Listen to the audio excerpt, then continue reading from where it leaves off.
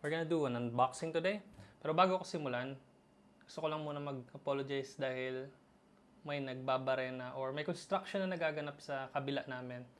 And for some reason, every time pipindutin ko yung record, doon din sila magsisimulang magbarena. So, I don't know, siguro may nakasilip sa bintana, tinitignan nila ako pag pinipindot ko yung record, tapos doon sila nagsisimula. I'm not sure. Pero, sige, simulan natin itong video na to. So, ito yung MX Keys. Mini-release to 2 to 3 months ago.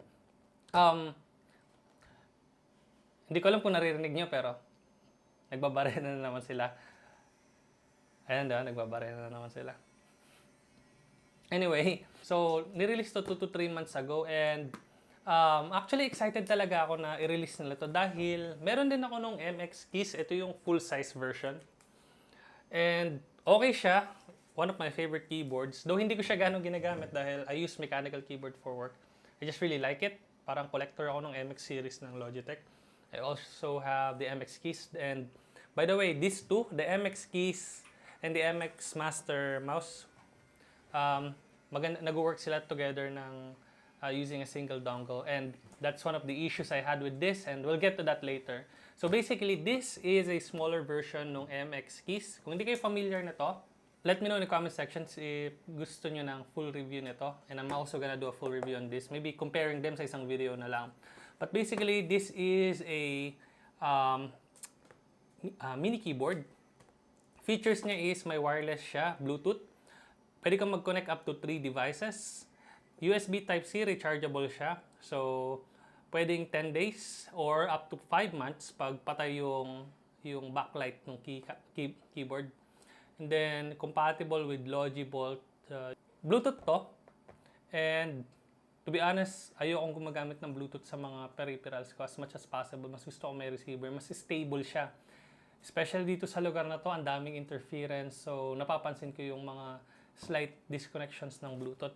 But anyway, that's not gonna stop me. Wala eh. Maganda talaga siya.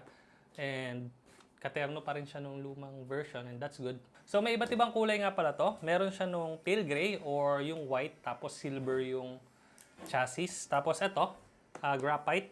And then meron din silang pink. Then may specific version din sila sa Mac. Though this already works with Mac. Okay, so ito na siya. So, as you can see here, quick instructions kung paano siya i-connect. And then meron silang tinatawag na easy switch. So you can connect up to 3 devices fast. So ito na yung keyboard itself. Let's just put this here. Tignan pa natin kung ano yung laman. This is, I'm assuming, USB cable. Some paperwork. Then, yung USB cable nga. Let's put that here. We don't need that now. What else? So, wala na. Parang dessert lang ah.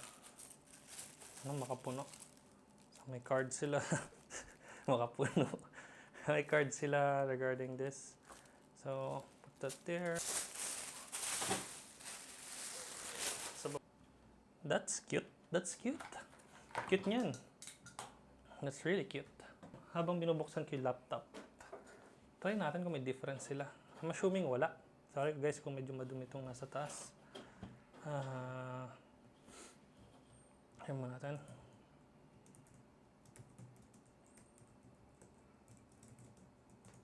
Okay.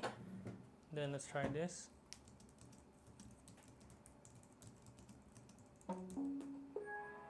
Oh, nag-on na.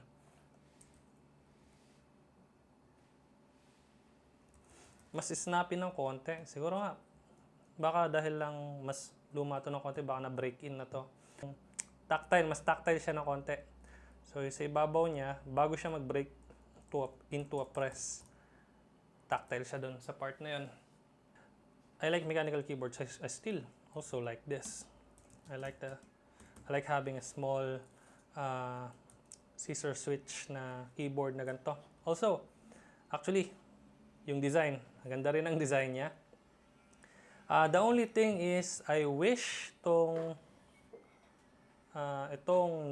arrow keys, sana ginamit nila yung full size dito sa left and right dahil ito din yung pinakamadalas gamitin. I don't know kung kailangan ko gawa ng full review to, pero I'm pretty sure gagawa ko ng review comparing this directly sa MX Keys na full size. So, leave a comment below kung meron kayong questions. Gagawin ko yun. But yeah, kung hindi problem sa inyo yung budget and kailangan nyo ng keyboard na mas maliit sa MX keys or interesado kayo sa MX keys pero hindi nyo kailangan yung numpad, yeah, go for the MX keys mini. It's the same experience, mas maliit lang. I really just wished meron pa rin yung Unify key dahil mas convenient lang. Siyempre, isang USB dongle na lang ikakabit mo para din i-connect na yung mouse mo sa computer mo. And mas stable siya compared sa Bluetooth.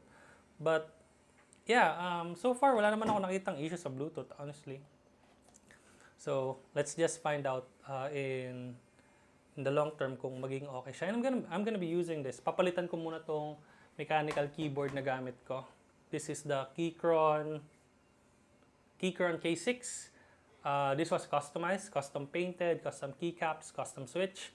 By the way, kung interested kayo ng full review nito or kung paano ko to ginawa, kasi custom to, let me know in the comment section below.